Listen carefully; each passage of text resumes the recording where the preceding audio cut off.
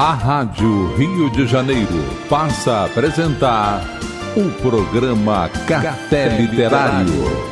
Produção e apresentação, Henrique Fernandes. Amigo ouvinte, inicia o programa Café Literário pelas ondas fraternas da Rádio Rio de Janeiro. Aqui falando Henrique Fernandes, produtor e apresentador. No último programa, nós revisitamos um tema que procura fazer uma relação entre o modelo da comunicação não violenta do saudoso psicólogo Marshall Rosenberg e o processo do autoconhecimento. Refletimos juntos sobre os desafios de um padrão de crescimento interior baseado no medo, na culpa e na vergonha.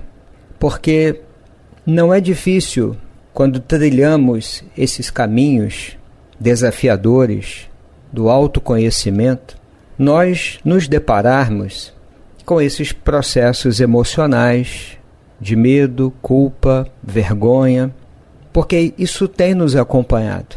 São emoções muito valiosas. Aliás, como qualquer emoção, tem um valor porque propõe desafios. Pode representar um caminho de crescimento. É claro que as emoções mais difíceis, como as citadas, e ainda a raiva, a inveja, essas emoções também envolvem muitas dificuldades.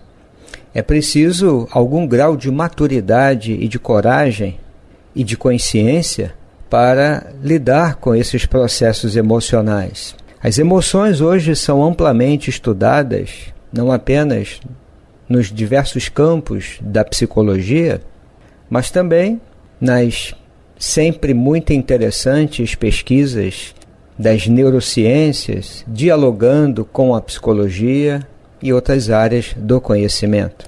Emoção é um tema transversal, vai aparecer nas várias áreas do conhecimento. É possível um olhar histórico, um olhar sociológico, antropológico e outros tantos a respeito das emoções.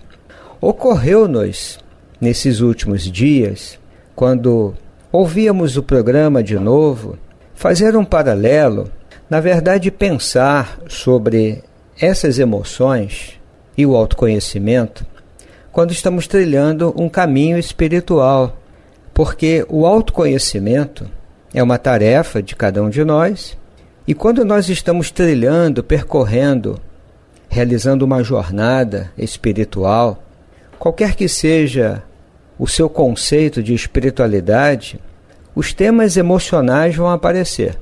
E quando pensamos no crescimento espiritual, nós vamos nos deparar com emoções o tempo todo. Esta é a condição básica do ser humano, lidar com os sentimentos, lidar com as emoções. O medo, a raiva, a mágoa, o ressentimento, as ideias ou a intenção de vingança, quando estamos dominados pelo ressentimento, isso pode ocorrer. E até, se for o caso, o comportamento manifesto de vingança. Como integrar tudo isso e, ao mesmo tempo, continuar trilhando o nosso caminho espiritual?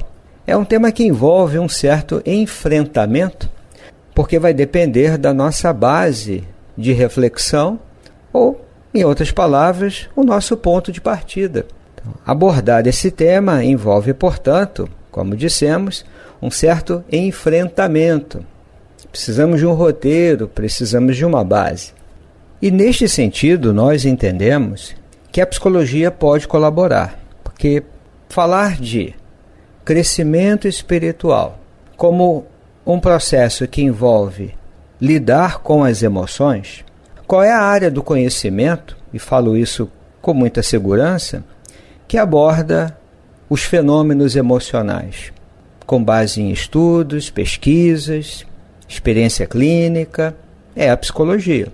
A psicologia como uma ciência que toma como objeto dos seus estudos, das suas investigações, dialogando o tempo todo atualmente, sobretudo, com as neurociências, a complexidade dos fenômenos emocionais. Porque no caminho espiritual, já falamos isso, vamos repetir, nós vamos nos deparar com emoções. Agora, é preciso um certo cuidado, porque a experiência religiosa, ou o caminho de desenvolvimento espiritual, tem a sua singularidade, a sua especificidade. Em outras palavras, amigo ouvinte, queremos dizer que nenhuma ciência pode querer reduzir o estudo ou análise das experiências espirituais ao seu próprio domínio. Isso seria um reducionismo. Por exemplo, estudar o caminho espiritual à luz da psicologia. Então, tratar esse caminho, esse roteiro, como sendo uma experiência puramente psicológica. Ou olhar da sociologia, tratar isso como um fenômeno puramente social. Não se trata disso. Não é reducionismo, é diálogo, é troca de ideias, é contribuir para algumas reflexões, é propor questões. Como também podemos abordar o caminho de desenvolvimento espiritual dentro ou a partir de uma tradição espiritual, o cristianismo, o budismo, o islamismo, qualquer que seja a tradição espiritual. O que eu penso ser muito interessante é a troca de ideias, é o diálogo, porque o conhecimento é dialógico, é construído a partir das experiências de troca, de diálogo e assim por diante. E vamos só propor algumas pequenas reflexões com base num texto que nós vamos compartilhar com você. Eu tenho aqui comigo um livro da editora Vozes, que foi escrito por 2 teólogos cristãos, católicos cristãos. O livro foi publicado em alemão no ano de 2013 e chega ao Brasil no ano de 2017 e se chama O Depósito da Nossa Fé. Como eu disse, é um texto cristão católico. Esse mesmo diálogo, psicologia e espiritualidade, poderia ser feito utilizando um texto budista, por exemplo, de Kornfield, Pema Chodron e tantos outros pensadores e praticantes do budismo que nos ajudam a fazer esse diálogo. Aliás, o Jack Kornfield é um excelente autor budista, tem formação em psicologia e tem colaborado muito nesse sentido. Já compareceu aqui ao Café Literário inúmeras vezes, obviamente através de seus livros, e nos ajuda a pensar esses 2 horizontes de conhecimento, e eu diria também de experiências bem interessantes. O primeiro autor do livro citado é o Anselm Grün, muito conhecido por seus inúmeros livros. São muitos livros que ele tem, quase todos já traduzidos, eu acredito que a maioria, ou se não todos, pela editora Vozes, e está ligado a uma abadia beneditina na Alemanha. O outro já foi citado aqui também muitas vezes no Café Literário. Eu particularmente tenho um carinho especial por tudo que ele escreve. É o irmão David. O nome dele é David Steindl-Rast, ou algo próximo disso. Também é um monge católico beneditino e muito empenhado no diálogo interreligioso, de modo especial entre cristianismo e budismo. E também tem alguns textos, algumas reflexões sobre espiritualidade e ciência. Ele tem um PhD em psicologia experimental na Universidade de Viena, e é um ponto importante da sua biografia que, junto com alguns intelectuais budistas, judeus, hindus e sufis, ele fundou um centro para estudos espirituais. E nos seus textos ele destaca o valor da experiência da gratidão. Vale muito a pena conhecer o irmão David, como ele é carinhosamente chamado. Tem vídeos sobre ele no YouTube, o amigo ouvinte pode encontrar com muita facilidade. Eu entendo que estamos no momento evolutivo da humanidade que é preciso criar espaços de diálogo. A doutrina espírita, conforme as orientações de Allan Kardec, Leon Denis e tantos outros, pode também participar disso com as suas proposições, com as suas reflexões, contribuindo para esse diálogo interreligioso. Porque, como propunha um conhecido intelectual e teólogo cristão, Hans King, para que exista paz entre as nações, é preciso também paz entre as religiões, entendimento. E essa paz entre as religiões só pode existir através do diálogo entre as religiões. E para que ocorra esse diálogo, é preciso que encontremos padrões éticos globais.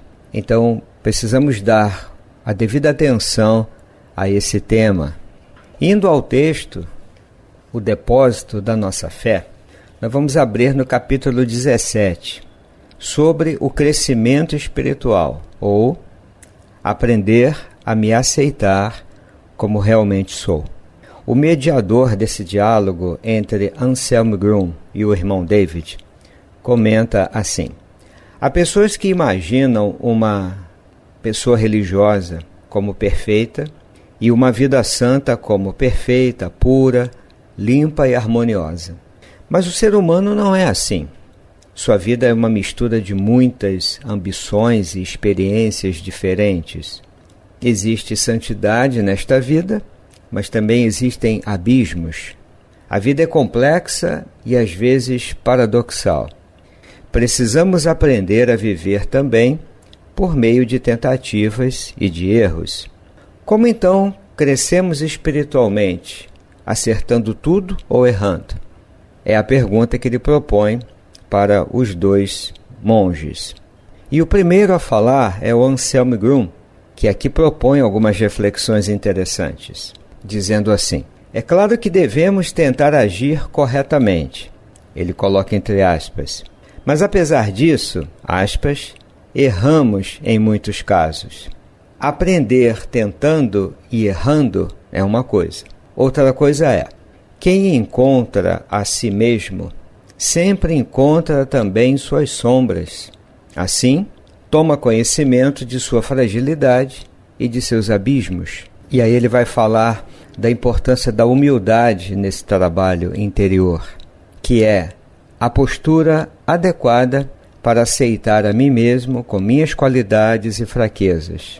Ele prossegue: posso, mesmo assim, sentir-me aceito por Deus e não preciso julgar os outros. O incentivo de Jesus de não julgar não é tanto uma máxima moral, diz ele, mas por trás disso se esconde a experiência. Quem conhece a si mesmo não sente vontade de julgar os outros. Temos aqui um início de reflexão, já com alguns pontos importantes, amigo ouvinte. Os dois monges vão partir da ideia da aceitação, aprender a me aceitar como realmente sou. Porque o caminho do desenvolvimento espiritual envolve tentativas e erros. São ensaios, são experimentos. O caminho espiritual não está previamente traçado. Ele vai se descobrindo à medida em que nós o percorremos. E nesse processo, nós vamos nos deparar com qualidades, virtudes pessoais, mas também vamos encontrar as sombras, as áreas não iluminadas ainda dentro de cada um de nós pelo processo do autoconhecimento e da transformação. O grande Jung costumava dizer que nós não nos iluminamos imaginando pontos de luz, mas entrando em contato, tomando consciência das nossas sombras. Então é preciso a coragem de se ver, de se enxergar. É claro que esse trabalho se faz no campo interior, mas não é um trabalho puramente individual. Ele se realiza no indivíduo, mas se constrói também na relação com o outro. Nada no ser humano é isolado, é exclusivo, não é apostar no individualismo e no mérito pessoal. Uma etapa desse caminho de crescimento espiritual se faz aqui dentro de cada um de nós, mas sempre pensando e considerando as relações humanas, o contato com o outro. E essa ideia que ele aqui coloca, que vem do ensinamento de Jesus, de não julgar o outro, interessante que ele não trata apenas como uma máxima moral, um ensinamento moral, mas é algo que revela uma experiência. Quem conhece a si mesmo não sente vontade de julgar os outros. Então, quem está em contato com a sua realidade interior, com a luz e com a sombra, metaforicamente falando, dentro de si, não tem motivação para julgar o outro. Conhecendo a própria, ele conhece a fragilidade do outro. Qual o valor prático de julgar o outro? E mais, temos uma autoridade moral para fazer isso? O primeiro ponto, portanto, do trabalho de crescimento espiritual é a autoaceitação. Aceitar os sentimentos, suas experiências emocionais, medo, raiva, frustração, tristeza, inveja, desejo de vingança e também as emoções consideradas positivas, o perdão, a alegria, porque são fenômenos transitórios. Emoção é sempre uma experiência transitória que pode nos ensinar muito sobre nós mesmos e sobre o outro. Então, o primeiro passo no nosso trabalho espiritual é a autoaceitação.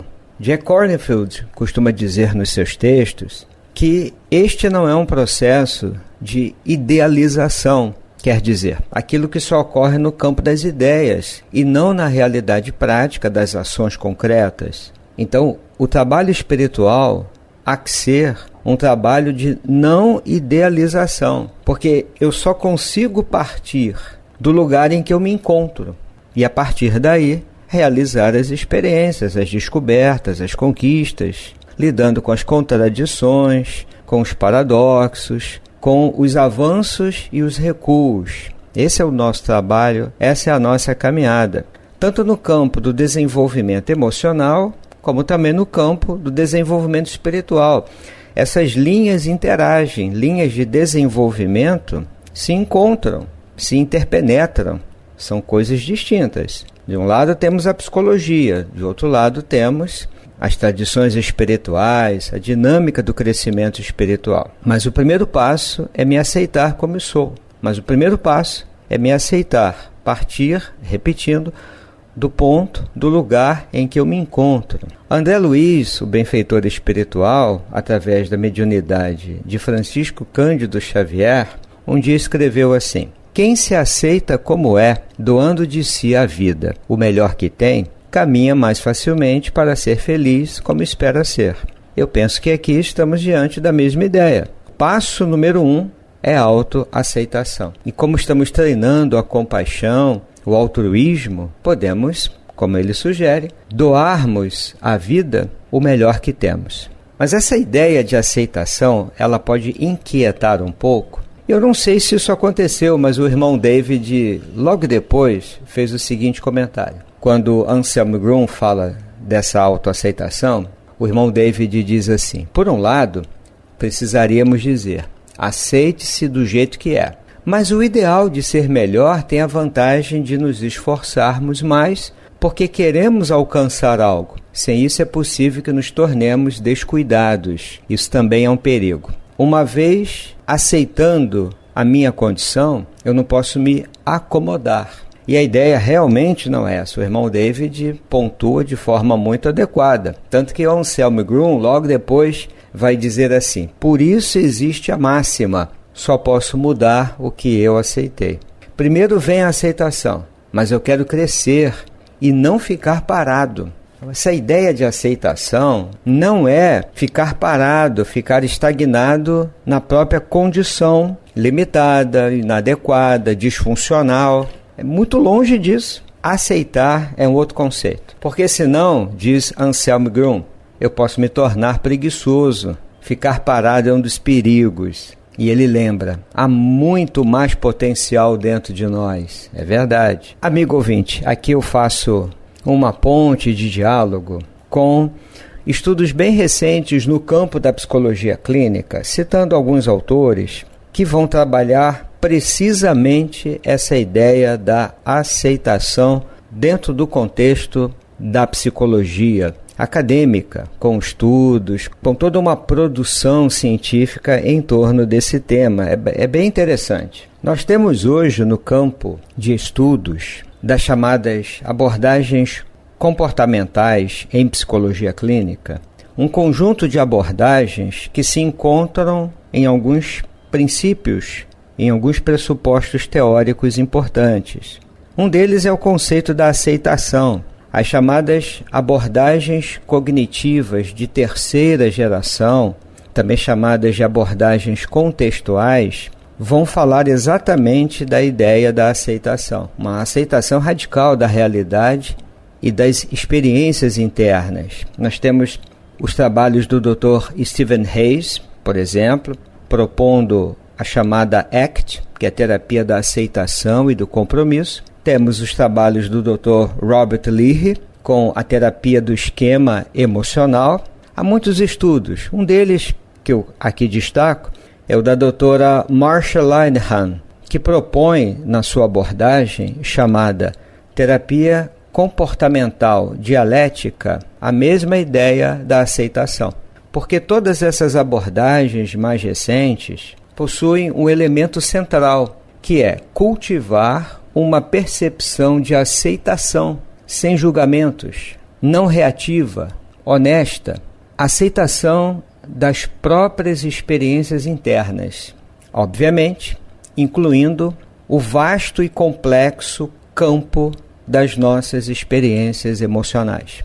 O que os monges estão debatendo a respeito do crescimento espiritual, incluindo o trabalho com as emoções, encontra respaldo, eu penso, nesses estudos mais recentes no campo da psicologia clínica. É uma nova forma, amigo ouvinte, de responder às nossas experiências internas. Porque, via de regra, nós nos relacionamos de uma forma um tanto problemática com as nossas experiências internas. Ficamos como que emaranhados, fundidos com os pensamentos, com as emoções, com as sensações físicas, uma espécie de superidentificação com os próprios pensamentos, com os sentimentos, com as imagens, com as sensações. Então, o primeiro passo é a aceitação, sem se julgar, muito menos se julgar moralmente. Como eu sou imperfeito, como eu sou atrasado, isso não ajuda. Como é possível eu estar nessa religião ou trilhando esse caminho espiritual e ainda experimentar tanto ressentimento, tanta mágoa, tanta raiva, tanta impaciência? Mas isso não é contraditório. É preciso um trabalho de aceitação. Eu funciono assim. Essa é a minha realidade emocional. E como qualquer realidade emocional, isso é transitório. Isso não define quem eu sou. Define como eu aprendi a funcionar ao longo da vida. Porque emoção não é o que eu sou, é o que eu sinto. Emoção não é um tema moral, amigo ouvinte. É um tema da condição humana. Sentir é como respirar, é tão natural quanto. Quando moralizamos esses temas, entramos em processos de culpa, nos comparamos com as pessoas. Nós não precisamos fazer isso. É evidente que existem relações entre moral e emoção. Existem relações, mas não podemos moralizar as emoções. Por exemplo, quem sente uma determinada emoção, como a raiva, então ele é raivoso, ele é atrasado, ele é muito imperfeito. Isso é um julgamento moral perfeitamente dispensável quando aplicado a nós mesmos e também aos outros. O trabalho é da aceitação. Mas, como os monges destacam aqui no texto, aceitar não é olhar e ficar parado. Por isso começamos a falar do trabalho da doutora Marsha Linehan, que é muito interessante. A sua abordagem, como dissemos, terapia comportamental dialética, está baseada nessa ideia, e por isso a palavra dialética, a ideia de praticar a aceitação, mas sem deixar de trabalhar pela mudança. Existe uma relação dialética entre aceitação e mudança. É por isso que o Anselmo Grum, com muita propriedade, disse isso aqui. Primeiro vem a aceitação. Eu só posso mudar o que eu aceitei. Por isso é preciso, diz a doutora Linehan, que eu esteja aberto à experiência e me comprometer em aceitar a realidade como ela é, para começar o processo de mudança. A doutora Linehan costuma dizer que a aceitação radical, ela repousa nessa ideia ou nessa dinâmica de abrir mão da ilusão do controle e, ao mesmo tempo, está baseada nessa disposição de observar e aceitar as coisas como elas são aqui e agora, sem nenhum tipo de julgamento. Isso pode ser aplicado também ao nosso caminho espiritual. Como diz Leonardo Boff, nós somos seres da incompletude. Não somos perfeitos, não somos Deus, somos pessoas, somos seres humanos. Temos as nossas contradições, como dizem os budistas, um rio de sentimentos e às vezes um rio caudaloso, difícil, mas isso define a condição humana. Estes são os desafios do nosso caminho espiritual. Então, seja a partir da reflexão dentro de um contexto de uma tradição espiritual, seja do ponto de vista de uma reflexão mais psicológica, digamos assim, e nessa tentativa de um possível diálogo, de qualquer forma, o primeiro passo no nosso caminho de crescimento espiritual há que ser o trabalho da autoaceitação. É um dado de realidade. É assim que eu me comporto. É assim que eu aprendi a me comportar até o momento. Assim são as minhas respostas emocionais. E eu me comprometo com mudanças, com crescimento, sem culpa, sem autocobrança, mas com muita consciência, com muita lucidez, com muita honestidade. O irmão David cita a letra de uma música que ele aprecia e que diz assim: toque os sinos que ainda pode tocar, esqueça sua perfeita oferenda, há uma falha em tudo, é assim que a luz entra. E Anselmo Grum conclui citando um autor importante: nos pontos em que fomos quebrados, quebram também as máscaras que vestimos e a armadura em volta do nosso coração. Fica aqui então a dica do texto para algumas reflexões. Aqui nos despedimos, querido amigo que nos ouve, desejando a você muita paz. Até breve! A Rádio Rio de Janeiro apresentou o programa Café Literário. Produção e apresentação, Henrique Fernandes.